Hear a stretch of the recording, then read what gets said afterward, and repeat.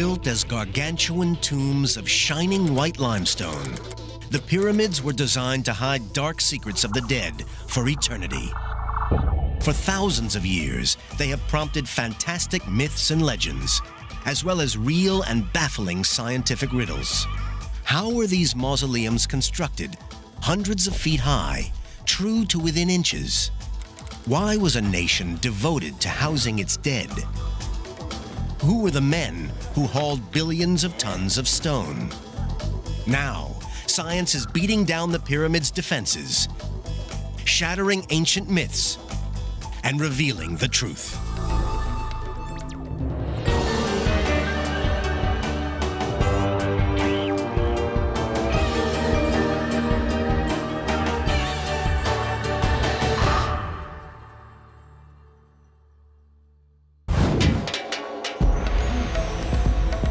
The pyramids of ancient Egypt stand like giant sentinels watching over the city of Cairo.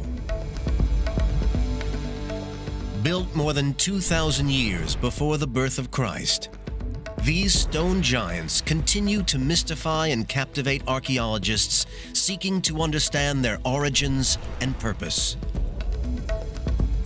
I think Egypt has such a grip on us because they had access to stone, and with that stone, they built the world's first skyscrapers. There's something about us that we see in that. The pyramid builders left no record of how they erected these massive superstructures, and thousands of years of myth and legend have hidden their real purpose. The only clues are the pyramids themselves. Scientists must study the stones to discover how these extraordinary buildings were constructed, and to learn who built them using simple, primitive technologies. These are very sophisticated monuments. The Great Pyramid is the high-tech of antiquity. The scale of the achievement is astonishing. The Great Pyramid is 481 feet tall and is made up of 2.3 million blocks, some weighing as much as 50 tons. The whole structure weighs almost 6 million tons. That's the equivalent of 16 Empire State Buildings. For 38 centuries, it was the tallest building on Earth. What's more, it's an incredibly precise piece of engineering. The 755-foot sides vary in length by less than 2 inches. It's not just the exterior building that's extraordinary. Inside is a complex of passageways and chambers built from one of nature's hardest rocks. The stonework is so precise that even a credit card cannot slip between the blocks, all constructed by a people who hadn't discovered the wheel. The accuracy of the Great Pyramid is something that makes me stand in awe. The first Egyptologists tried to blast their way to the truth with dynamite. They forced their way into the pyramid's secret chambers. But they may have destroyed more than they uncovered. Dynamite especially might have obliterated clues left behind by the ancient Egyptians, telling us more about the pyramids or how they were built. Now archaeologists are using the latest technology to search for wonders hidden deep within the stones. I really actually believe that the burial chamber of that king is still hidden inside the pyramid. But for other archaeologists, it's the buildings themselves that are the true wonder. The greatest mystery about the pyramids is not secret chambers, it's how the Egyptians managed to build them with the technology they had.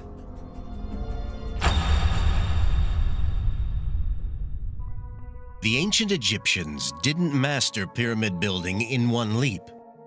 It took long years of trial and error, and one near disaster for them to evolve from building simple mud constructions to the Great Pyramid at Giza. The first pyramids were built on the west bank of the River Nile around 2600 BCE.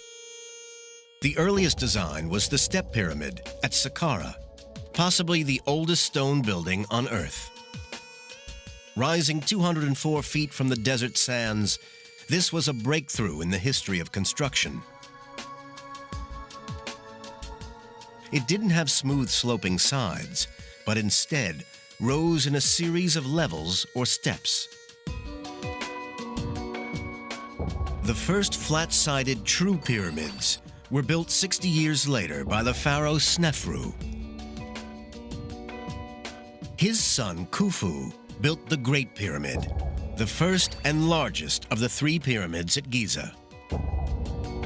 And then, a series of smaller, highly decorated pyramids were built at Saqqara. How the Egyptians built these giant superstructures using the simple technology of the time is an ancient mystery. The first challenge was to survey the site and mark out the pyramid in the correct alignment. They chose the site with care to ensure that the bedrock was capable of supporting many millions of tons of limestone. The ancient architects then marked out the building so that each side was aligned to the points of the compass: north, south, east, and west. Today, we would use digital compasses and laser sighting equipment, but the ancient Egyptians had none of this technology. Instead, some experts think they looked to the skies. By observing where the polar stars rise and set, it's possible to calculate true north. First, the architects built a semicircular wall to act as a flat horizon. On this wall, they could mark the rising and setting points of a particular star as it rotated around north in the night sky. A line drawn exactly midway between these marks would point due north.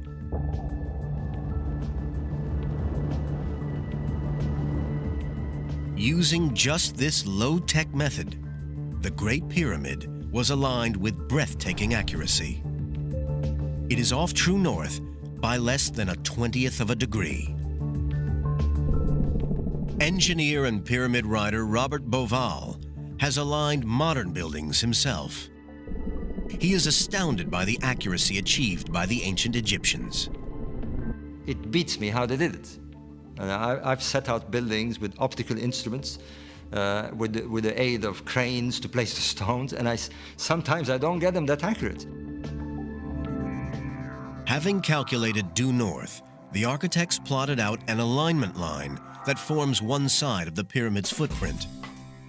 They then marked out the remaining 3 sides using measuring rods and cords. With the plan of the pyramid now set, the engineers then carved a level base out of the bedrock to support the giant structure. A perfectly horizontal foundation was needed for a precise and stable pyramid. British engineer Dennis Stocks is an expert in ancient Egyptian construction techniques. His work has unraveled many of the mysteries of pyramid building. Modern foundations are leveled with lasers and spirit levels. Stocks believes that the Egyptians used water. In order to get the pyramid base nice and flat and level, the ancient Egyptians used a channel. It's like this one here, only it would stretch all the way along 755 feet, the whole side of the pyramid. And then they would put some water in, and it would act as a kind of spirit level. All he has to do is follow the line of the water along it, and then he can be sure that the pyramid base will be truly level and truly horizontal. Stocks believes that such a water trench could have been built on a massive scale along the whole edge of the pyramid. In this way, the engineers could ensure the whole base was level. But to check that all 2.3 million blocks were kept level as the pyramid grew upwards, the Egyptians used another ingenious device. The tool I'm using is made of wood, and it's called the A-frame. All it is 2 pieces of wood joined together at 90 degrees at the top with a crossbar and a hanging plumb line to calibrate it for use It is placed on a flat surface of water, and then a line, which you can see there, is marked right behind the hanging plumb line, so that you know when you test it on a surface and the hanging plumb line coincides with the mark, we know that it is showing a truly horizontal flat surface. With the design laid out and the site level, construction could now begin.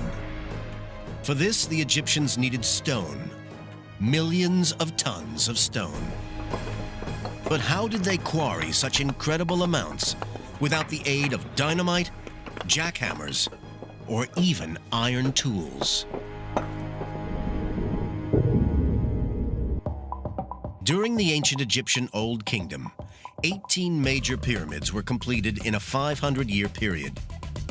They contain 1/3 of a billion cubic feet of stone that had to be quarried, cut, and transported to the sites. Even for modern engineering companies with modern technology, this would be a daunting task. Yet the ancient Egyptians managed it with the most rudimentary tools.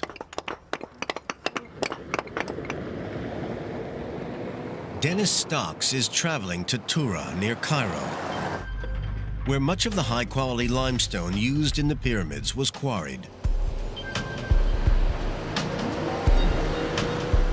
He believes the Egyptians cut this stone using a soft metal, copper.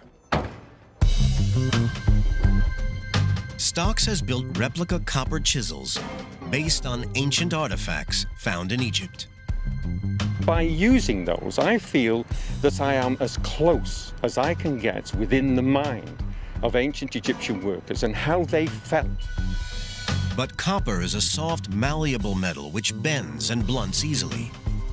How can it be used to cut limestone? Now, the tools that I have in my hand at the moment are the first ones that the ancient craftsmen would use. And this one is a mallet, which is used to strike this copper tool, which is shaped into a chisel. And in order to do this, you lay the chisel against the stone at an angle, position the mallet, and then strike. Quite hard blows, and you will see big chips of stone coming away.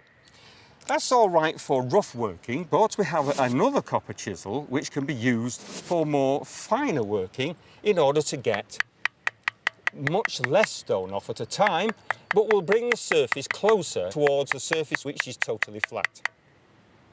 Stocks' research shows that it's possible to carve limestone blocks using soft copper chisels.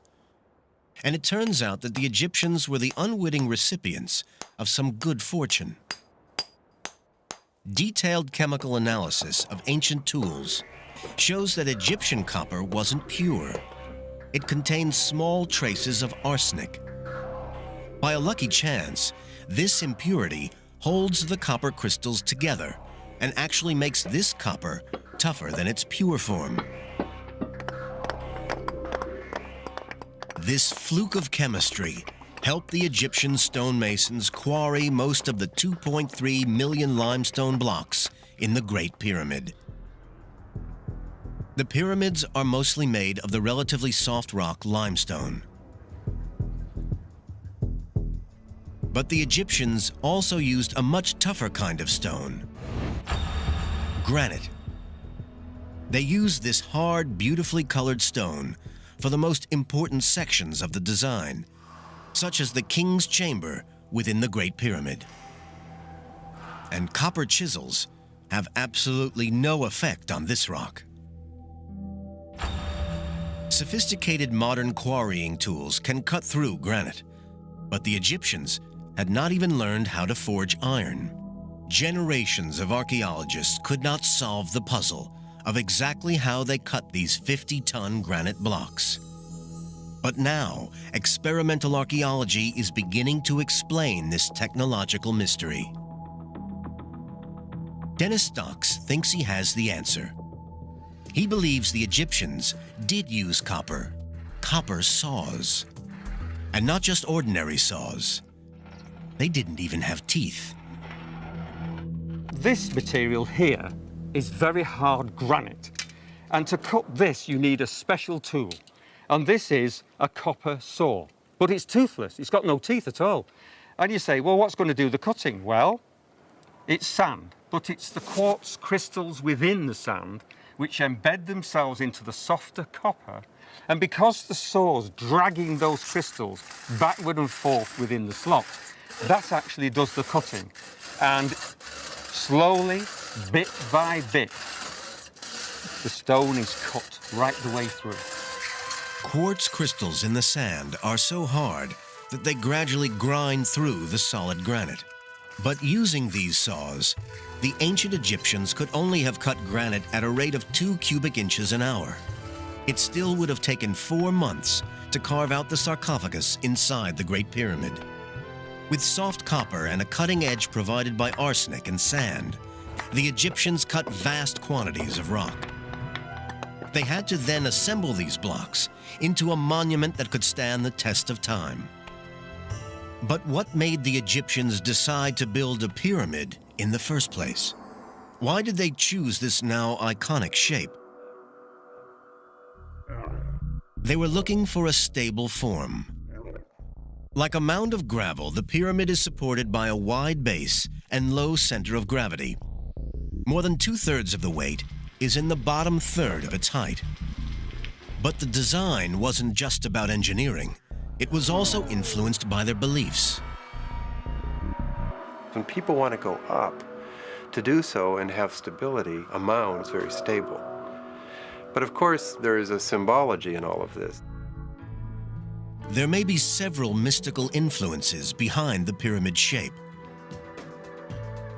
One explanation looks at the worship of a mystical stone known as the Benben stone.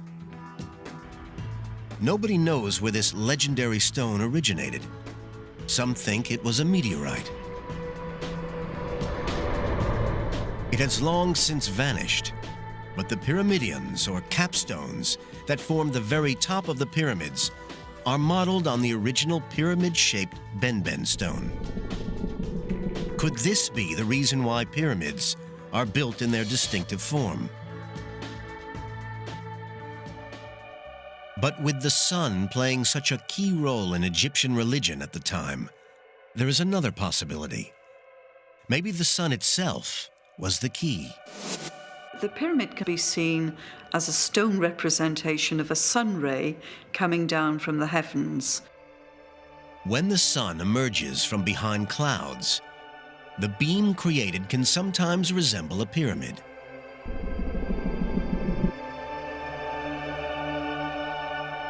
So a stone representation of a sunbeam is a possibility. But perhaps it was simply the pure geometrical form of a pyramid that appealed to the Egyptians. Ironically, the first pyramid, the Step Pyramid, didn't have smooth sloping sides. It rose in 6 separate layers. It was Pharaoh Snefru, the pioneer of pyramids, 60 years after the Step Pyramid was built, who created the first smooth-sided, true pyramid. This was a radical new concept, and its success would rest on a critical engineering decision. At what angle should the sides rise? The steeper the angle, the taller and heavier the pyramid would be. If they made it too steep, it might be too heavy for the foundations. Snefru's architects settled on an angle of 55 degrees. At first, things went well, but halfway through construction, cracks began to appear in the pyramid's internal chambers. According to a survey by Italian archaeologists Marigiolio and Rinaldi, the pyramid is built on soft, slaty clay. Only the edges rest on a solid stone foundation. As the pyramid rose, this soft core sank under the weight. The architects had to come up with an answer, or the pyramid might collapse. Construction stopped. Eventually, their dramatic solution changed the whole direction of the build. The architects decreased the angle of slope from 55 degrees to 43 degrees. This reduced the height of the pyramid by 100 feet and the weight by more than 400,000 tons. The engineer's mistake probably angered the pharaoh, but their solution was a success. 4,500 years later, the bent pyramid, as it's now known, still stands, though with its slightly unusual shape. Major pyramids would never again be built at such a steep angle. For his next pyramid, Snefru's architects were understandably cautious. They built the Red Pyramid at just 45 degrees. It has the shallowest angle of any of the Egyptian pyramids, and it's still standing. It's the oldest true smooth-sided pyramid in Egypt today. After this success, the architects grew more confident. They now built steeper and steeper, culminating in the angle of the Great Pyramid. Its sides climb at an angle of slightly less than 52 degrees, rising to a summit of 480 feet. But how did they manage to maneuver 2.5-ton blocks to such an incredible height without the crane or the block and tackle? It was a challenge to the ancient Egyptians, and still remains a mystery to modern archaeologists. Egyptologist Mark Lehner has spent 30 years studying the pyramids hands-on. My approach to the question was, where are the quarries? What kind of a ramp can you get from the quarry to the pyramid in a functional slope? Lehner and almost all Egyptologists believe that some kind of ramp was used to raise the stone blocks. The type of ramp remains a mystery. Did they approach the pyramid straight on? Zigzag up one side? Or spiral around it? It's not a problem that's been totally solved, and I've given my suggestions. I've tried to base them in the landscape, but a lot of it is still inference. Because the ramps were dismantled once the pyramid was complete, only fragments of evidence are available to archaeologists. But it was ramps and sheer muscle power that allowed millions of blocks to reach the summit. Once in position, the builders faced a new task. The blocks had to be fitted together. Surprisingly, in such a precise build, a large proportion of the internal stones were just roughly finished. The gaps between them were filled with rubble and gypsum mortar. In between the blocks were stuffed lots of limestone chippings mixed with a huge dollops of mortar. And it sets just like modern concrete. But every stone that would be visible when the build was completed was placed with amazing precision. In the Great Pyramid, the blocks of the burial chamber fit precisely. The sides of these blocks had to be almost perfectly flat to make these astonishing joins. This precision engineering was achieved using the most rudimentary of tools. Yes, we'll use this rods and string tool in order to find out whether the surface is truly flat. And by using a third rod, which is the same length as the other two rods joined by the string, which is now pulled very taut, we can see if it just slips under. Now, we've got a bit of a high spot there. Now, in ancient times, they would mark that simply by putting some red ochre on, just to remind the workers where to go to, and check along the length of the string. The ancient mason would use the rods and string to spot imperfections and then mark them with red ochre to show where more work was needed. Using two further tools, this one being a flint scraper and this one being a sandstone rubber, now we can use the marks as a guide to scrape away the high point like so. And it's obvious that as you scrape, the mark disappears, and with it, of course, the high spot. This same technique was also used in the final stage of construction. The rough internal blocks were covered with an outer casing of perfectly smooth stone. This was carved from the highest grade limestone and had to be carried across the Nile to the pyramid site. With this polished casing, the pyramid would have shone dazzling white in the Egyptian sun. But when the pyramids were newly encased in this special limestone They must have been blinding in the sun like newly fallen snow. To achieve this, every casing stone was cut to sit perfectly with its neighbors. When complete, the Great Pyramid of Giza was covered with thousands of these facing stones. Sadly, they have long vanished, taken to build the mosques and castles of Cairo. But facing stones can still be seen on the cap of Khafre's pyramid. Even with all the Egyptian skills and tools, building the pyramids was still an incredibly hard task, requiring millions of man-hours to complete. Legend has long suggested that the pyramids were built by armies of slaves. The legends are wrong. Forensic archaeological discoveries are now putting a face on the people who really built the pyramids. The building of the pyramids was an enormous construction project requiring incredible manpower resources. Ancient histories tell of 100,000 men laboring on the Great Pyramid for 20 years. Modern experts believe 25,000 workers is a more realistic estimate. The job was completed during Pharaoh Khufu's 23-year reign. The workers would have put in over 250 million man-hours. Ancient Egypt was a rich land, but for such a mammoth undertaking, the builders would have had to source materials from across the whole country. The vast granite blocks had to be floated 600 miles down the Nile from the quarries at Aswan. Keeping a pyramid build on track was a logistical nightmare that would test even a modern engineering firm. Engineer Craig Smith has overseen vast construction sites and has analyzed how a pyramid build might operate. You don't have cell phones, you don't have pagers, you don't have laptop computers, you have millions of pieces of material that have to arrive at the right point in time. Egyptian communications depended upon papyrus and foot messengers. Yet they kept track of thousands of workers and countless millions of pieces of raw material.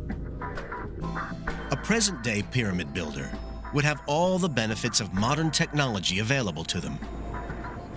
Where the Egyptians probably relied on the stars to align the pyramids, we would use lasers. Where the Egyptians used simple ramps, we would use giant tower cranes to raise the blocks. Today, motorized vehicles would transport building materials to the site. All the Egyptians had was muscle power and slow-moving boats. Craig Smith has calculated the cost of building a Great Pyramid in today's money. If you did it with limestone, it'd be about $4 billion and would take about 4 years. That's considerably less than the 23 years it's estimated it took to build the Great Pyramid. But we should not underestimate the scale of their achievement. The ancient Egyptian craftsmen would have had to place a block every 2 minutes, 270 blocks every single day for 23 years. And on top of its sheer scale, the pyramid was built to last for all eternity. We haven't built anything of that scale in recent times that probably has any likelihood of lasting 4,500 years. The Great Pyramid alone was a triumph of human ingenuity. But amazingly, the Egyptians built another 17 major pyramids. This pyramid building epic spanned 5 centuries and was perhaps the greatest construction project of all time. These pyramids are known by the names of the pharaohs who commissioned them, but the identity of the actual people who built them has long remained a mystery until now.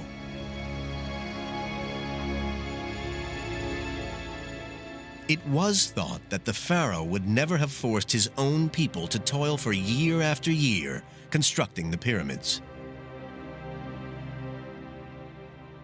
Instead, it was believed that they were built using slave labor, possibly the Israelites. In recent years, archaeologists have excavated the areas around the Giza pyramids. Their finds have radically changed the theories on who built the pyramids. Renowned Egyptologist Dr. Zahi Hawass has discovered the tombs of the actual pyramid builders. Dr. Hawass was surprised at the elaborate nature of these tombs. They do not look like humble burial grounds for slaves. If the people who built the pyramids were slaves, they will never be buried in the shadow of the pyramid. If they were slaves, they will never prepare their tombs for eternity, like kings and queens. Dr. Hawass's work is finally letting us see pyramid construction from the worker's perspective. Before our discovery, you know a lot about kings and queens, but you know nothing about the people who really worked in building the pyramid. But who were the actual workers? The answer comes from the new science of forensic Egyptology. Egyptologist Rosalie David works with biologists and artists who reconstruct the lives of the men who built the pyramids.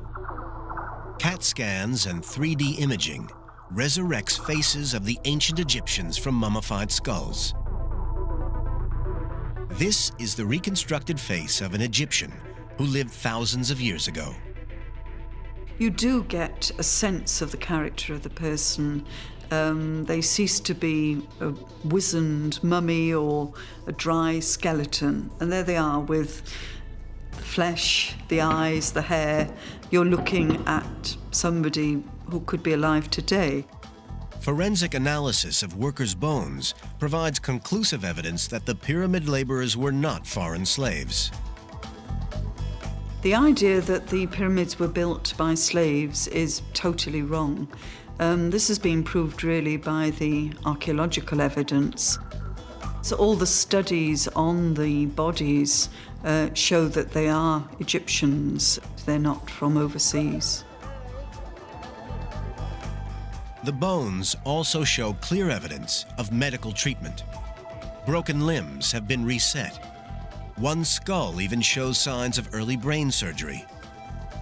Foreign slaves would never have been granted such high-quality medical attention. But where was this native workforce housed? To Mark Lehner, the pyramid builders' town must have been near the Giza Plateau. If there were 20,000 people out there, to say nothing of 30,000, it would have been one of the largest cities in the world in the 3rd millennium BC. So where was it, and where was all the infrastructure? Lehner's breakthrough came when he excavated a site to the southeast of the pyramids, next to the workers' tombs. Everywhere we put down an excavation trench, we found large, substantial mud brick walls, evidence of an ancient settlement. The layout of this long-hidden town exposes more and more about the lives of the pyramid builders. Well, the footprint of this lost city tells us something about how they organized their society in this very early period when they built pyramids. Feeding the workers may have been the biggest organizational challenge, and Lehner's team has found evidence that the craftsmen were well catered for. From remains found on the site, it's clear that the pyramid builders received generous rations, including beer, meat, and fish. They were very well organized, they were well fed, they were looked after because they were very important. But it appears that the middle management may have been even better looked after. They were eating a lot of meat, sheep, goat, but especially cattle. They ate very well, but we're seeing that some people on the site ate better than others. Mark Lehner believes that this core of professional craftsmen and officials were kept on site. But the hauling of the blocks was carried out by villagers who came to work on the site for a few months or years. For these unskilled workers, pyramid building was a bit like military service. This was an army mobilized from the length of Egypt, but they came to build rather than to fight. What really fascinates me about the pyramids is not so much the king or the little man in the trenches, but the whole human network that could create something like the Great Pyramid of Khufu. But what drove the ancient Egyptians to dedicate so much energy and manpower to the pyramids? Why were thousands of men brought from across the country to labor on this site? These questions have intrigued archaeologists as they try to solve the third great mystery of the pyramids. What were they for? Back in medieval times, it was thought that the pyramids were the giant granaries of the biblical character Joseph. But most modern Egyptologists believe that they are tombs for the pharaohs. The largest and grandest tombs ever built. Although centuries of tomb raiding means that no remains of a pharaoh have ever been discovered inside a pyramid. And no mummy was ever found in the so-called burial chamber of the Great Pyramid of Khufu. Dr. Hawass, however, is convinced that there is enough written evidence to prove the pyramids were built as tombs for the pharaohs. There is lots of evidence in inscription, in literature, that telling us that this is a tomb for the king. But a tomb for a pharaoh was more than just a resting place for his body. Deep within some pyramids is evidence of another, more magical function. These tombs were built as gateways to the stars. The ancient Egyptians poured resources and manpower into building the pyramids, the greatest stone monuments on the planet. It's believed that they were built as tombs, but their true importance to both the pharaoh and Egypt itself remained hidden. For centuries, these silent giants kept their secrets until a discovery made by pure chance. In 1879, a workman was passing one of the later Saqqara pyramids at dawn when he saw a jackal. The beast seemed to be taunting the workman, almost asking to be chased.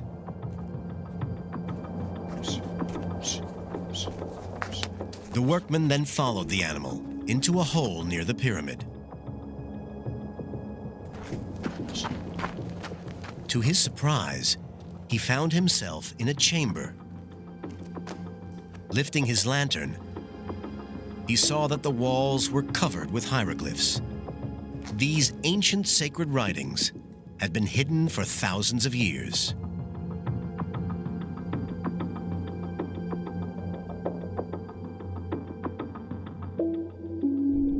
Jim Allen is a world expert on these hieroglyphs, or pyramid texts. He believes they give us a unique insight into the intentions of the pyramid builders. They are the oldest religious texts known from Egypt, which makes them one of the oldest bodies of religious texts in the world. The texts revealed nothing about how the buildings were built, but they do reveal the pyramid's ultimate purpose. The pyramids were not created as simple resting places for the pharaohs. They were built as giant machines for turning men into gods. The pyramid is like a cosmic engine. It is designed to transform the dead being beneath it into a living spirit. When the king died, the ancient Egyptians believed that Egypt and existence itself was plunged into mortal danger. Even after death, the ruler had to protect his country from drought, famine, and the forces of chaos. The mummified pharaoh was carried into his giant tomb, along with food, clothes, jewels, and treasures, everything he would need in the afterlife in the stars. Salima Ikram has studied ancient Egyptian beliefs about the afterlife. The basic thing is it's very much like this life, except better. So everything you wanted in this life, if you have managed to put it into your tomb, you can have it in the afterworld. The pyramid texts leave a record of the rituals that were performed over the mummified body of the pharaoh. To ensure that he survived his journey to the afterlife, they also included spells and prayers to protect him. We tend to think of magic as abracadabra, wizards, witches, Harry Potter. To the ancient Egyptians, magic was a part of the universe. For the Egyptians, This was the science of survival. There is no superstitious mumbo jumbo in ancient Egypt. Everything has a meaning, everything has a purpose. Once the rituals were completed, the pyramid was sealed, hopefully for all eternity. The pharaoh was then free to make his journey to the afterlife, to be reborn as an eternal star. But Robert Bauval, who has written extensively on the pyramids, believes that there is a further connection between the stars and the pyramids. For years, he has been intrigued by the links between Egyptian religion and astronomy. It all started with an aerial photograph of the Giza pyramids. Bauval noticed a very distinctive pattern. I was looking at monuments that had been laid according to a plan. There were two large pyramids set along a diagonal. But what bugged me, what really got me, was there was a third, smaller one offset from the diagonal. This faulty diagonal reminded him of the stars of Orion's belt. It has two bright stars and one dimmer star offset. The relative sizes and positions of the three Giza pyramids seem to match those of the three stars. For some Egyptologists, Bauval's theory is just a coincidence. If you look at the stars in the Orion constellations, you'll find that they do not fit with all the Old Kingdom pyramids at all. You'll find maybe very few with computer you can really match this. Dr. Hawass argues that many other stars in the Orion constellation do not match the layout of any pyramids on the ground. But to Robert Bauval, the correspondence was clear evidence of an astronomical master plan, explaining the layout and design of the major pyramids. You cannot deny the fact that there are three stars that look like the plan of the pyramids. Two large ones, small one, offset. Two large pyramids, small one, offset. That is a fact. It's a fact.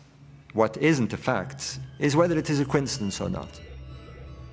For Bauval, there is another piece of compelling evidence within the overall design of the pyramids that backs his astronomical theory. There are 4 narrow shafts built into the structure of the Great Pyramid. Just 8 inches wide, they climb upwards through the solid stone interior from the king's and queen's chambers toward the surface for over 200 feet. They were carefully built into each layer of stones as the pyramid rose. These stone shafts may hold clues to some of the last remaining mysteries of the pyramids. Originally, it was thought that the shafts were designed as air vents to bring fresh air into the pyramid for the workers toiling inside. However, for Bauval, these shafts are far more significant. As he examined their orientation, he felt he was cracking a secret code, a code built into the very structure of the pyramid. But it was exciting to realize that I was beginning to listen to the silent language of the pyramid. Bauval believes each of the 4 shafts running through the Great Pyramid is built to point directly toward a major star. What's more, each of these stars is critically important in the ancient Egyptian religion. One of the southern shafts points towards Sirius, the counterpart of the goddess Isis, while the other points to Al-Nitak, one of the stars in Orion's belt. This constellation was the heavenly equivalent of Osiris, the Egyptian god of death and resurrection. The star shafts may be aligned this way to help the spirit of the pharaoh ascend to heaven, to join the god Osiris and become a star alongside him. For Bauval, this realization was like solving an ancient riddle. So we have a kind of language, if you like. I call it astroglyphics. The pyramid speaks through its architecture and through its symbolic astronomy. Although Bauval's theory is totally rejected by some Egyptologists, other mysteries and rumors still surround the shafts. Dr. Hawass believes that they may lead to unseen treasure within the pyramid's core. If I'm right, this will be the most important discovery in Egypt and in the world.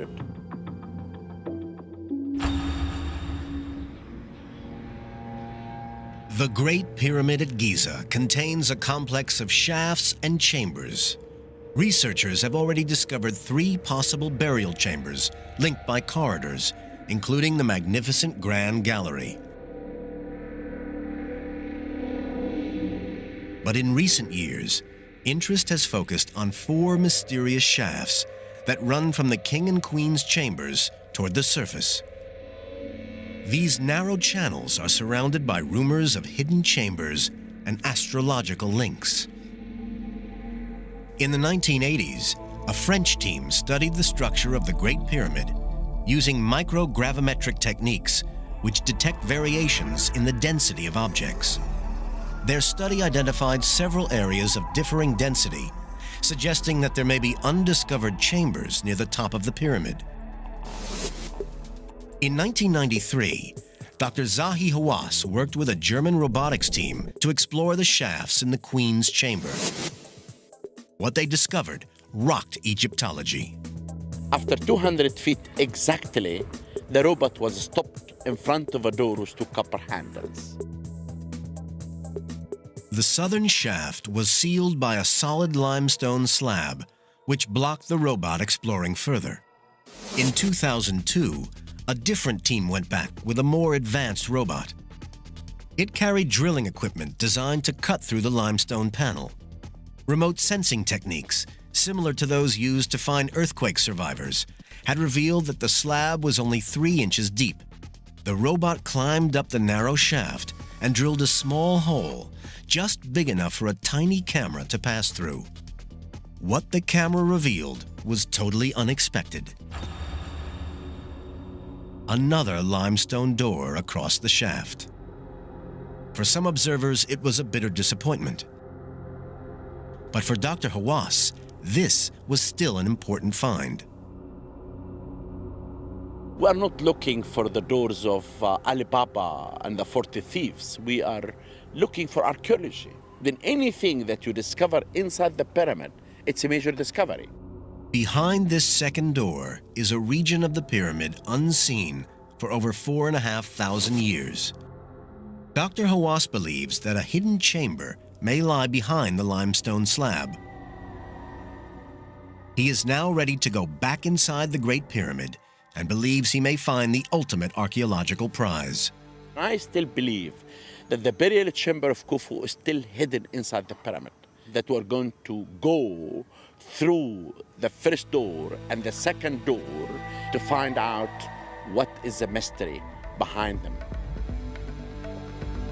If Dr. Hawass uncovers the tomb, it could be the greatest find ever, greater even than the discovery of the tomb of King Tut. Here may lie the last mystery of the pyramids, the final resting place of Khufu, one of the greatest of pharaohs. Sealed since the day when the pyramid was finally completed and stood gleaming in the desert sun. The Great Pyramid is the only wonder of the ancient world left standing. Its polished stone casing has long gone, and it has lost 30 feet in height since it was built. But even at that rate, it might take another 65,000 years before it disappears from the skyline. The pyramids stand as a testament to the extraordinary skills of the people who built them. They tower over history itself, truly among the greatest achievements of mankind, past and present. They stand there against all the odds after thousands of years, and they trumpet immortality. As the ancient Arab proverb says, man fears time, yet time fears the pyramids.